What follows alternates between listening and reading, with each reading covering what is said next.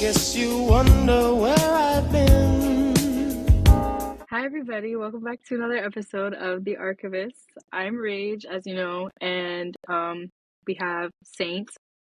Hello, and today our special guest is Destiny. Do you want to go ahead and introduce yourself a little? Yes. So my name is Destiny, and I'm a communications major, second year, and my educational focus is media, marketing, advertising. But I currently do work in marketing and just transfer info for my college. But my career focus would be in Web3, digital arts, NFTs, cryptos, that kind of thing. Yeah, which is like really interesting because I mean, even though like NFTs and cryptos has been around for a while, I don't think I've ever like had like a good grasp of it. And just like, I guess I'm just now connecting the dots that NFTs is like kind of a creative medium people can go into. Yeah, so a lot of people, I know there was like a really big blow up in like 2020, 2021 about like NFTs. Everybody was trying to get into it, but not everyone really understood it. So people believe it fell off. Like whenever I speak to people about it, they're like, oh, NFTs, because people don't really talk about it anymore. So like most people assume like the field either failed or it's just not as popular. But really it's been growing. It's kind of like one of those things where the mass media or a majority of people fall off of it, but the community is still growing within people that are building it. And essentially, NFTs are minted artworks. Um, they go beyond artworks, but that's like the most known form of an NFT. So just like money has value, artwork, physical things like houses, cars can also be minted to have worth. So that's essentially what an NFT is. In like past episodes, we've talked about like having a creative mindset and have like a business kind of mindset and like how you kind of entangle those together. Would you say like with the field you're in, that's kind of like the perfect space to have both? Yeah, for sure. It's always smart to have business background just to know what you're doing in any space, but especially in a field like this, it's always good to have some level of creativity since it is a very free thinking field, like a very free field. You can turn anything into art. So for me personally, mixing creativity and business and balancing the two is important because I am running a team of people that are putting my creativity into action. So I myself am not building my creative artworks or my creative forms within my business, but we do have people on the businessy side that can balance out like, or I guess put our ideas into our business physically. So I'm creative. I would give this person my thoughts on what I want to do with the project, and they'll create the physical form of it or the digital form of it. And then we also have people on our business side who will mint that and get that either patent or get a what's the word for it? Like a I guess a license to own that thing. So even if you are creative, you still need to have a business background or a business person on your team to fulfill that goal. So if that makes any sense. I think we want to touch on like collaborating with others and what it looks like kind of being like a lead of a team, because that's something you do, right? I would say when it comes to leading a team, making sure that the team is kind of um, that the idea of what you want to build is kind of known amongst the team. And so we all have a focus. So even if someone else comes from a different kind of creative background, let's say they come from a physical art background, um, and now they're doing digital art. So collaborating those strengths and those strengths and using them to create one thing, I think is important. So even if people come from different creativity backgrounds, there's always a way to conjoin those things and create something new. But I would say just making the focus known amongst the group is the most important part when it comes to creating a team when Yeah. coming up with creative ideas. Yeah, totally. Me and Rage have talked about it a lot, about how like it's really important to not only communicate with each other, and like even if there's like more than just another person, it's like a team of like 3 or 4, to communicate structure most importantly. And I think that's something me and her have been doing a trial and error kind of thing. Getting involved with people that with different people that know a lot of different types of mediums to create something is something we've talked about in our older episodes, and we found that it's really, really important, at least within the creative world, to have a plethora of different types of creatives. So regardless of whatever project you're doing, we find that it helps have, just people with different perspectives and different types of mediums, because that's, more often than not, when you do it that way, you have like a really interesting end product that you may not have thought about in the beginning. Sorry, I know I'm just yapping, but like I hope you understand what I'm trying to say. Yeah. But It's like, no, go ahead. no, I didn't cut you off. I was gonna say, yeah, usually people who are proficient in like different mediums of creating, I guess, not only do they understand like how important it is to have foundational skills, but they're proficient in like a specific thing, they have a very specific perspective. And with any kind of group, even like outside of just like the creative collaboration kind of thing, it's important to have differing perspectives, differing work outcomes.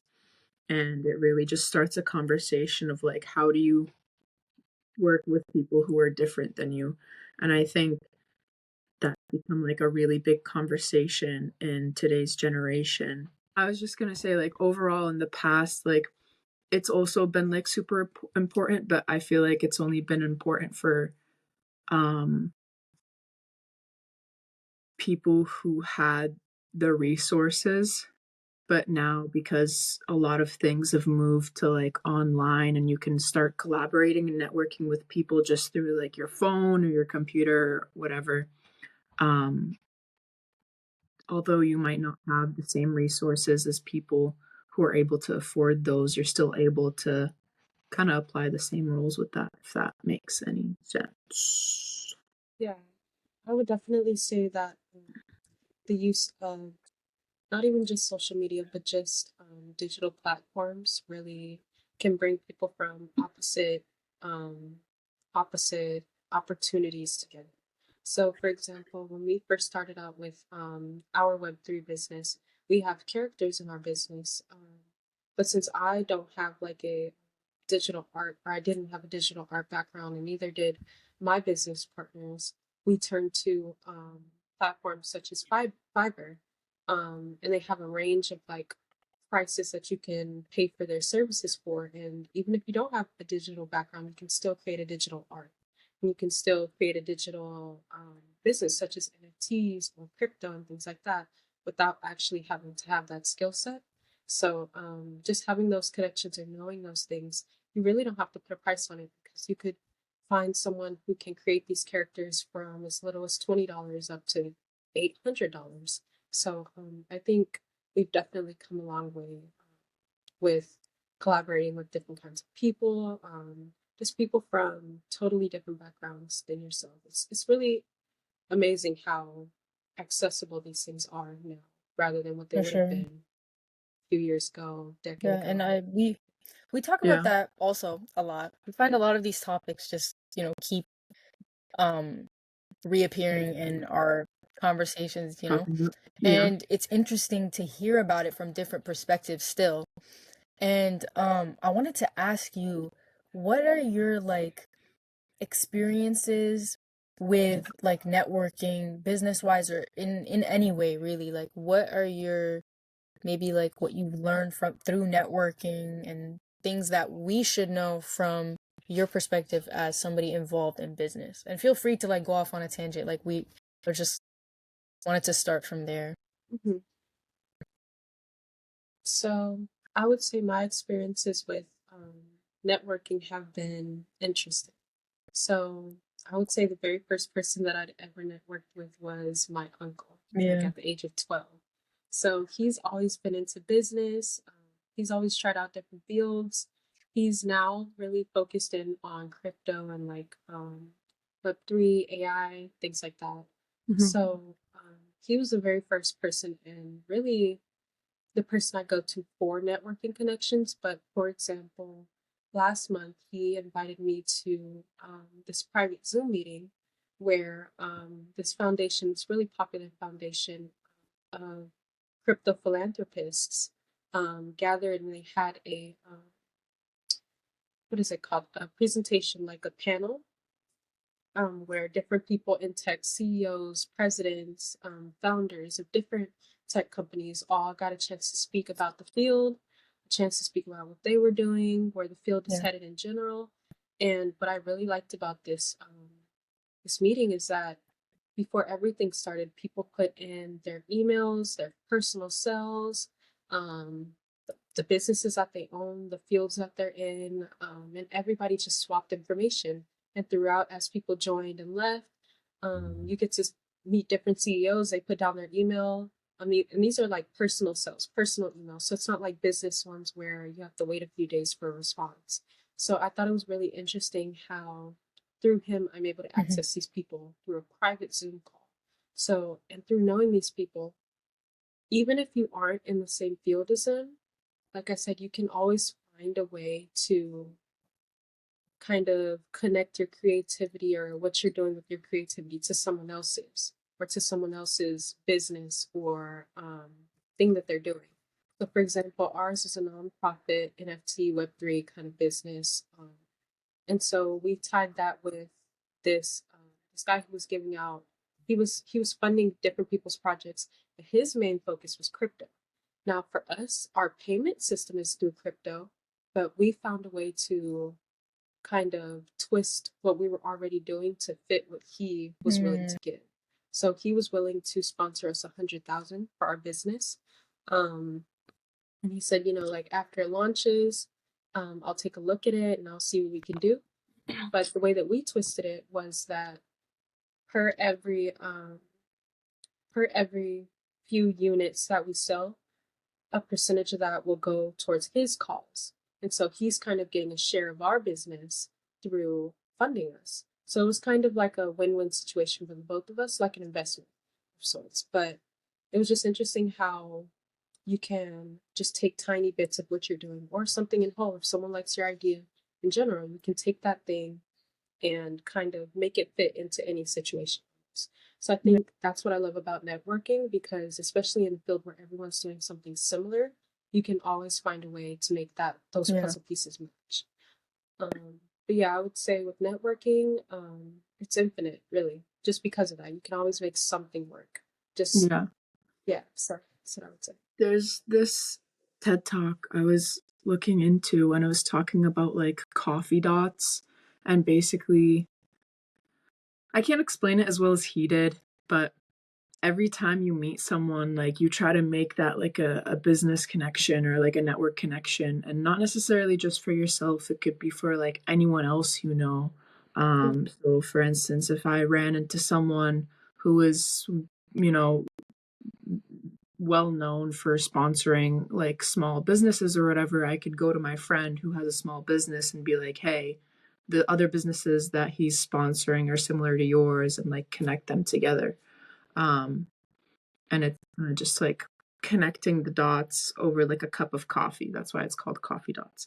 But I was gonna say, like, I maybe in the past like 3 years, the biggest lesson that I've learned is like networking is so insanely important, and not just in a way where it's like you're trying to promote yourself or whatever, but like you're genuinely interested in like what the other person is trying to do. And it could be like, oh, I'm really interested in what you're doing, and I'm gonna like go ahead and like support in like ways I can. And that could be through like if prompted, like through constructive criticism, through support with like financially or something like that. But there was something that I wanted to ask. How, like, you said that someone was sponsoring you and your team's like business and stuff, right? Mhm. How, if you were to give advice to like a smaller brand looking for sponsorships, what would you like tell That's a them? good one. I would tell them to look at themselves as a demographic. So I know for me, what really helped me was to find women in tech because we are a minority. It's a man-dominated field. So finding women in tech and through that connection, women will want to help you just simply because you're a woman, a young woman in tech. So I would say to find someone just like you and get connections through them, but also to put yourself in spaces that relate to what you're trying to do. So, for example, my uncle invited me to this tech event in Canada, which he knew that a lot of Black women in tech, women of color in tech would be at. And so I wasn't able to make it, but through that event, you can meet people that are just like you that are willing to help you. And through that, you can extend your networking. I would also say to, even if you can't go to large events like that or go to private Zoom meetings, to find an individual person. That's why social media exists. I would say to use your tools. So through social media, find people, I mean, either on Twitter, Instagram, Discord, TikTok, anywhere, to find people that you can relate to and to play your demographic to your advantage. That can be age, that can be, what is it, economic status, that can be ethnicity. Um, you are many things as an individual, and I would say to play at those, use those to your advantage. It's the Yeah. small things. You don't always have to find huge events. It can be just an individual person. It could be someone you randomly meet on the street. I would say to just proposition yourself in an effective way. Yeah, that is really, That's really good. Yeah. smart. And I've always thought about doing that, but I wasn't sure how to go about it. And what I mean by that is like the logistics of it confused me a bit, and they still kind of do, because I'm not sure whether I should just shoot them an email or like a DM or how to even word. All the connections I've made are through like the archive community. And what I kind of notice is I try to reach out to people who either have like super unique pages and like they're just like, I don't know how to explain it. They're just super unique and like personalized pages, or just pages that I see that are like the algorithm is picking up. But what I did was, because this podcast has like a team of 4 basically, and the 2 other people who are behind the scenes who help us with stuff, they have bigger pages than us. So what I was like, hey, you guys have bigger pages than us. Can you contact them? Oh, I remember. Now I remember. And stuff like Yeah. that. And then we set up a call and we talked and so on and so on and so on. But usually what I do to connect with people online is, and I'm not doing it in a way where it seems manipulative, but like I'm genuinely interested in what people do, and I want to see like what, you know, their future looks like to them, and like if they have like potential to like be something that I can help out with, or they can help out with me and stuff. So I'll go ahead and like I'll ask them advice about something that I think they'd be interested in answering. But at the same time, if I'd be interested in answering, So I was gonna ask, that makes me wonder a little bit. wanting to listen. Oh, sorry. Did I cut you off? I Yeah, was go gonna ahead. say No, that go ahead. it was delayed, but I was gonna say that it leads me to wonder a little bit, what's your opinion on reaching out to people who are like big names, or I guess really well established people early on? Do you think that, of course, I don't think there's any harm in asking, but do you think that it's worth it to ask? And if it is worth it, how would you go about asking? Because as a startup, you know? So this is actually like this is a challenge for me because I work with my uncle, but he more so provides the team for me, and I kind of Oh, I direct see. it. But he does assign me Oh, goals. okay. So he assigns me project goals. So when I first started out, like first few days of creating this business, he said, I want you, your goal is to make $10,000 within the first month. And then within the first 3 months, I want you to have a deal. Oh my God. Like, and I Wow. looked at him and I was like, Were you able to though? Were you able to meet it? I was like, and I think my biggest setback was mental borders. So I kind of put myself in a mindset of like, well, I'm just starting out. I'm not big enough, or I haven't made any sales, or the business isn't even complete. Why would I even reach out to them? But just the fact that so he gave me that goal, and I thought he was crazy. I thought he was just talking, but he started an AI business. So he has many tech businesses, but one of the things that he started was an AI business, and he reached out to BMW. Oh. And I was like, that's interesting because he just started it up. 2 months after he started his AI business, he got a deal with BMW. Wow. That's So amazing. I would say That is so cool. yeah, so he I think Tesla is one of the only car companies that have an AI system used to modify or personalize design their vehicles digitally before Mhm. purchasing the vehicle. So my uncle created a similar database for BMW. So now people can design their cars, the features they want on it digitally. They can do it through an AI system, and then go purchase the car either with crypto or with normal currency. So he created that database for them and is currently partnered with them. So I thought that was just really amazing. Yeah. And that particular business of his was new. It was small. It's not a big medium.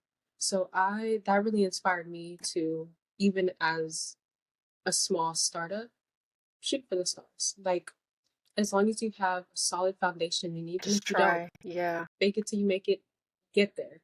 Get there. Just try it. So Yeah. I would say reach for it. Do not hesitate. Don't stop yourself from doing big things. Just because Yeah. the name is big, it can be intimidating. Um, and I know for me, it felt like, well, I'm not there yet. I'm not at a point where I could partner with them successfully or they would even notice me. But if you have a good idea, you can take it in. They may fund you to take this project or just build upon this project until it is at a place where they would want to partner with you. So you never know. There's many opportunities out there. So I would say, to answer your question more simply, go for it. Yeah, I think the biggest thing I've also realized, mostly in the past few months, is everyone has like an idea they want to build off of, right? Everyone has like this business that they want to do. But I realized like the difference between someone who's successful in it and who isn't successful in it is the successful person tries to go and talk to people with experience, tries to network, and tries to get help from people with experience and not just try to do it by themselves. So it's like, and I think the reason why I haven't gone to like bigger people is because of like that mental block. I'm like, well, what do I have to make them interested in me? Like, what do I have to show for? And I don't really have that much. I haven't done too much, you know? So it's like I've been holding off and trying to do the most and build up like this creative portfolio, and kind of prepare myself to do that. And I don't know. Well, I will say that just watching my uncle over the years as a child, I was like, this man is crazy. Like, so what he would do, no, literally, I'm like, you're bold. I would never have that kind of confidence to go into a situation knowing that I don't have the skill sets to do this thing, but still promising someone that I can. So something he taught me was, if you're giving an amazing opportunity, go for it and learn along the way.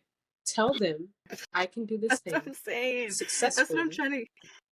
And he said, after they give you the money, you better work your butt off to learn I this like thing your and uncle, do bro. it.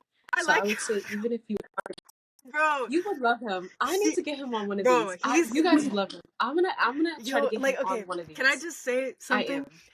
This is what I've been trying to get to understand, and I wanted you to say it, and I was saying it, and I was like, fine, we can disagree. I don't know if I told you we can disagree. I just left it. But I was like, there is no harm in asking. There's no harm in just putting yourself out there and just doing it. Even if you don't know, I've seen entrepreneurs do crazy stuff. They learn as they go. After. That's the business mindset that we were talking about. I don't know if you remember, Rama, like entrepreneurs have this unique quality about them that allows them to just figure it out. Like they just figure shit out. Like they're just so good at it. And you can develop that. That's the best part. Like you can always develop that kind of a mindset. So I'm so glad that you said that, because it was just so encouraging. Yeah. Thank you for that. Actually, like I suffer from those mental blocks sometimes. For like the first 2 months, I do as well. I try to learn from him, but I feel like he's so overly confident in himself, but I admire that he can always back it up. That's like, a really amazing okay, quality you're just to have. talking, but then he shows me, and I'm like, okay, yeah. Like when he said, "I need you to have a deal with Nike," and I was like, "Nike?" He said, "What about it?" "Yeah, Nike." Like, and just do it. And I was like, not their slogan, but that's so funny. Yeah, but within his first 2 months in his field of work, he started off as a web developer with zero knowledge, like no idea. Yet somehow he was able to afford his nice beach house in Seattle, literally right on the beach. I'm like, how is he affording these things when he has no knowledge in the field that he's working in? And so what he explained to me was, you don't have to have it. As long as you know how to delegate tasks and push a team. This is kind of blowing my mind right now. So I'm not gonna lie, because I didn't think that was possible. Yeah. That's crazy. Yeah. So what he did was, he paid a team. And you don't always have to have the most money. You can. So here's what he did. He gave these people contracts of what he was going to pay them, had them go out and do the work. He got the clients. He was the middleman. So he talked to the clients. He said, I'll charge you this rate. I'll do this, this, this, and this for you. Give me a month and you'll have your product. He took the money. He went and hired a team, paid them a portion of what he was paid, kept the middle money, got the work done, got them their product. Oh my God. Made his money. Your uncle's living life on easy mode. He built. That's genius. He built an entire business based on being a middleman and doing no footwork. The only thing he did was network. He got the clients. He pushed this idea. He gave them a rate. They went for it. I was going to say, this reminds me of this one. I saw this one video on TikTok. I don't talk about these random TikToks a lot, but it really, a lot of times, it sparks these ideas for me personally. And this one guy was like, the difference between a genius, like not a genius, but genius as a quality and talent as a quality is that geniuses hit a target that no one can see, and talents hit the target in the center every single time very easily. That's the difference. Like, people don't see the target. Like, how the hell are you gonna? But they're just like, no, just trust me. And then eventually they like. But you know how earlier when we were discussing networking, I said to find out what your demographic is and play that to your advantage. He not only does that, but he does the complete opposite. So when I was in Seattle visiting for a month out there, and I was working with him, getting to see what he does on the daily with his business and things like that, I asked him, do you think that your demographic puts you at a disadvantage given the field you're in? Like, you're a Black man in tech. It's a majority. I mean, there's not a lot of Black men in tech. And so I was saying, like, how do you feel that you make, that you network or that you make connections with different people? And he said, I think it plays to the best of my advantage. So he had gone to this private event of investors. He thought it was going to be like a large private event. There was only 6 investors and 5 people looking to be invested in, so really small. Most of the people there were dressed relaxed, like it was just a little meeting. He came in a suit. He's a tall man, tall, handsome Black man, buff. And so he said, I walked into the into the conference like I owned it, like it was mine, like I was running it. Walked around, shaked everybody's hand. Hi, I'm Jamal. Nice to meet you. Hi, hi. Like he walked around like he owned the room. And people were like, wow, who's this guy? Wow. Like, oh, he just looks so. And people were impressed by his energy and by the way that he approached them and the situation. And he got exactly what he wanted. He got exactly what he wanted and some. So even though that's not his demographic, he can play his demographic to his advantage. He's confident. He's like he was saying, I'm handsome. I'm handsome as you see me. Like I'm gonna walk into a room, they gonna love me. Like he has that confidence and it works for him. And so I would say finding things that work for you, and just being capable. Like not even like more like just like we were talking about, not being able to do the thing, but finding out a way to get it done. So I would say that he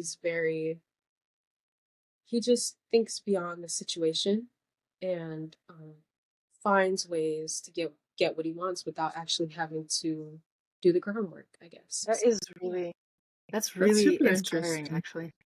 I've always heard stories of like, oh, as long as like you're confident, you walk into the room, like you own it, like you can get anything you want. But like, it's like when hearing it before, I was like, it's just a story, like whatever. But like after like 3 years of trying to like start something and like inching towards like my goal real slow, I'm like, okay, maybe these like stories, I should try them out, because like doing it how I've been doing it is like it's way too slow. I can't like keep, I don't know, like I feel like for every talent it needs to like be backed up by someone who's like just good at networking. I don't know how else to explain it. I think eloquence and how you present yourself really play a huge role in the success of what you're trying to do. Like for me, for example, every interview that I've ever done, I've always gotten the job. And I'm always very confident about it. Like I go in there like I know I'm gonna get the job. And not even in a sense of being like, I'm gonna get this, like being cocky about it, but having confidence and showing people that you're confident and letting them know that you're capable and that you want to grow in this field and that you can benefit them in some kind of way, they'll go for it. Because, I mean, think about what you would choose. Would you choose someone that's really timid, not sure of themselves, presenting an idea like, well, I mean, if you invested in me, or if you let me be a part of your team, I can do this for you. Or someone that's saying, when I become a part of your team, I will do this, this, and this. So it's all about how you approach a situation, how you present yourself. Because, I mean, I would say present yourself in a way that you want someone on your team to present themselves to. So what is the ideal person that you would like to be on your team? Kind of instill that into yourself.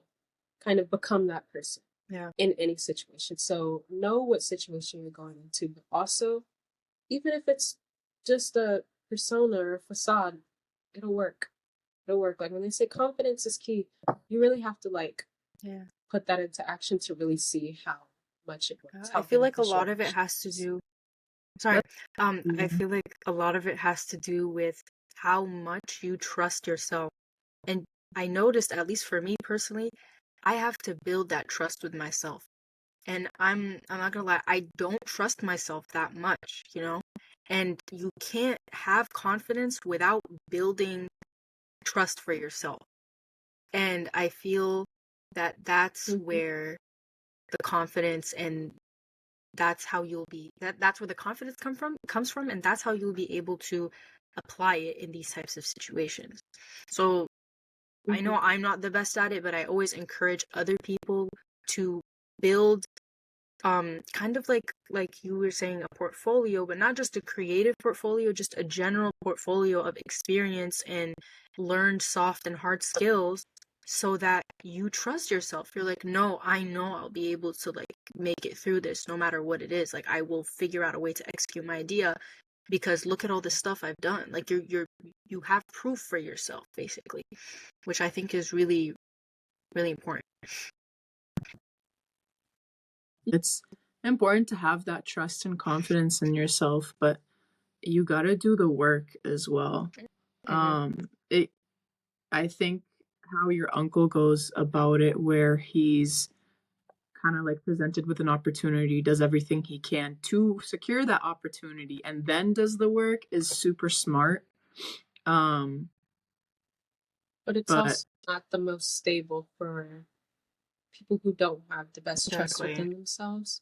And so, for someone in that situation, I would say be very selective in the projects that you choose to take on.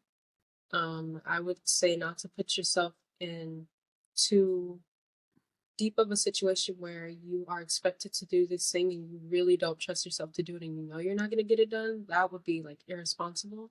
But if it's something like, oh, I've never done anything in this field, but I know that I could learn it, go for it. It's all about the level of confidence you have in yourself to do that thing. Um, but obviously, if it's something that takes years of like research and um, I really enjoyed talking about it here with you because you kind of brought a new perspective that it's like you know it, but you don't really like know it until you talk about it.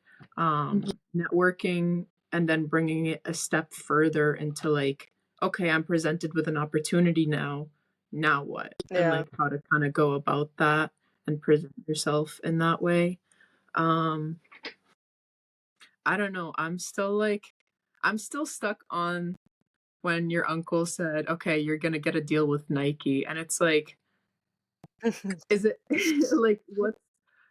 I'm trying to think like if I was him who said that, would it be because you're like kind of forcing the person to like put in their all and they'll learn the most that way, even though they might not like get to the goal, or like did he actually want you to get to that oh goal? no, he actually wanted me to get to that goal. Okay. So for him, he is a very unique person. Like I will never fully be able to pick his brain and understand him, but something he said to me was, he said, I want you to fully understand my thinking to the point where you won't even have to come to me with questions because you know what my answer will be. Um, he was so like he is so confident in his beliefs that I'll be his protege, but I don't think so. I personally don't think so, but I trust that he has that goal for me, but also at the same time, I need to build that mental strength within myself to be like, I can do this. Because I've seen him do it. He reached out to BMW, like, for one of his businesses that's like freshly new, like just started, the way that he can propose an idea without that much on his portfolio give in this particular business, the fact that it was successful is just so inspiring because it's like all it took was networking, all it took was an idea. Yeah. So I think that was really inspiring for me. And in the future, I definitely will reach out to bigger brands and networks because it's possible. Like that just showed me that it is possible. Like when Yeah. he said it to me, I was like, "You're joking." Like I didn't take it seriously, but he was like, "I'm not joking." Like 3 months, you have 3 months, and so I was like, "Wow." It's definitely intimidating, but just go for it. This is one of the questions that I had, like in the jumpstart questions that we wrote down. How do you like create your goals like for yourself, and what are like your main struggles when it comes to either creating them or executing them? Because I know I kind of struggle in that region sometimes when it comes to certain things. But I know that being goal oriented when you're in business is very, very important. So, what is your like perspective? I would say when it comes to my goals and like direction, I would say I start off with short term, medium term, long term, and make sure that every action I take is towards that goal. So, for example, I have here my entire, so I use this database called Slack, and there are immediate tasks that you need to do, and then there are tasks that can wait a little bit, and then tasks that are backlogged. So tasks that are backlogged, they're like long term, like Nike deal would be on the backlog because that's like a large goal. That's a big picture goal. But then there are smaller things like website assets or like integrating Google Analytics. So the really, really small things that I don't have the most knowledge in, I would say would be a goal. So, and then what was the The second second half? half, I was just asking, like, how do you, like, what are your struggles when it comes to, like, creating / executing your goals? Okay. I would say my struggles, my personal struggles, I would say is procrastination, number one. So I procrastinate, like that's just something that I do. Um, and I think I do that the most in these spaces that I'm not familiar with.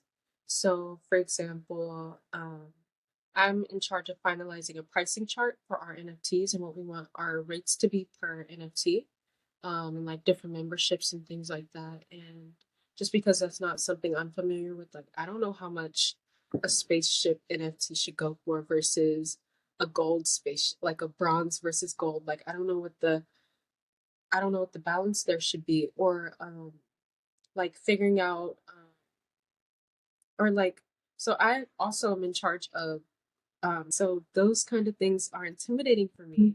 So I'm like, those are the things I procrastinate on. So I would say that's a setback for me. And then that just ties back into the confidence thing, like just go for it, learn as you go. You don't have to know these things, but I would say that that's a struggle for me. Um, like we also have a video game for that. I know nothing about video design. Like I myself am not designing the video game, but I still have to lead that and the direction it's going. So it takes a lot of creativity, and that's also a setback for me because I want to do the best that I can do. So I'm like picking my brain for all of these things, but I also have 10 other tasks that I'm trying to figure out. So I'd say how I go about that is I do it one by one. I can't like, okay, I'm gonna do this, and this today. I'm like, no, I need to focus on this today. Like, what do I need to get done the soonest? Let me work on it, and learn as much as I can as I go, because I am a procrastinator. So Yeah, I was looking into this thing on how to kind of manage your goals, tasks, and responsibilities, both short term and long term. And it's a method called, what is it? Sand, gravel, rock, stone, stuff like that. And like the sand is like the stuff that's like not as important, and then like the bigger the object, the more important it is and more attention it needs, I guess. um I get so like overwhelmed, and just having a system to organize makes a big difference, and you can finally see some progression, even if it's like literally just inching forward. But just being able to check those things off of a list is always like like a mental weight lifted off of my shoulders, I guess. So I would say I use this app called ClickUp, and you can have different tasks in different window or different cards. And so once you're done with something, you can put that into, I guess, a window that's finished. And then you have obviously like things that are like on stew or backlog, meeting notes, documentation, have different just different fields like in progress, review tasks. It's always good to have organization within all of your tasks so that you can see what you need to do, what you've gotten done. I think that's been the most helpful thing for me rather than just having it in my mind. So just kind of using all of these platforms to your advantage. yeah, no, definitely. I'm learning so much from this conversation. Sorry, I know. But yeah, I am so happy that you were finally able to come on, because we rescheduled this like so many times. But I'm so Like, I thank know, you I'm so so much for sorry. coming on with us and sharing like your perspective, because I feel like I learned a lot from this conversation. Like, obviously, I've known you for a while. Like, you've always been really inspiring to me Yeah. personally, because like when you tell me stories and stuff, like, wow, like she's so like intelligent and like I don't know. I gotta get like you. I gotta get like you. I was also gonna like ask super, super quick. Do you think having someone like your uncle kind of like present themselves as like a mentor, or not so much as like a guide tour, but like just someone to have I was as a gonna ask that too. resource? Do you That's so think that funny. puts do you think that puts you like at an advantage? I would say yes and no, or yes and it depends, because you can give someone as many resources as you can, but it's always up to them to use Yeah. them.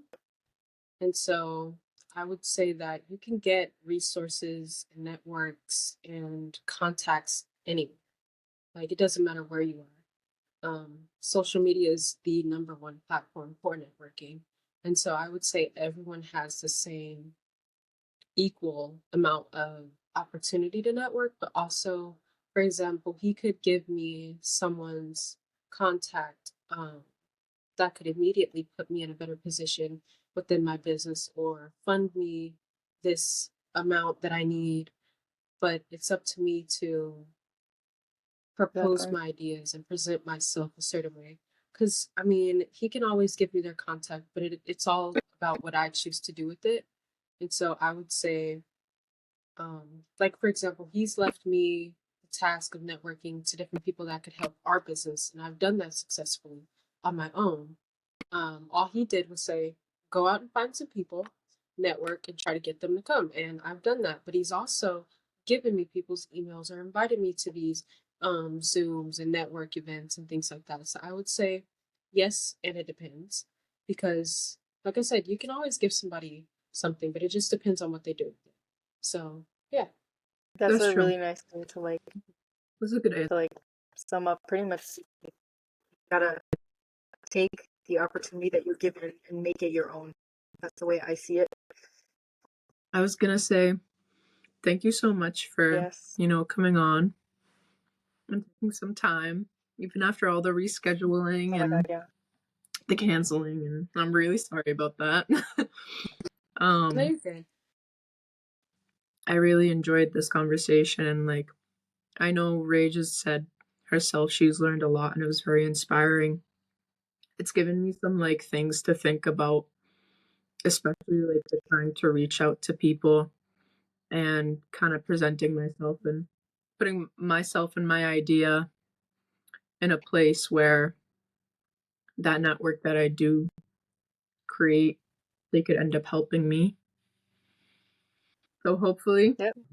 I you know what know, I need to do now. I've got the motivation from the conversation. Yep. Yeah. Yes, of Thank you course. for having me.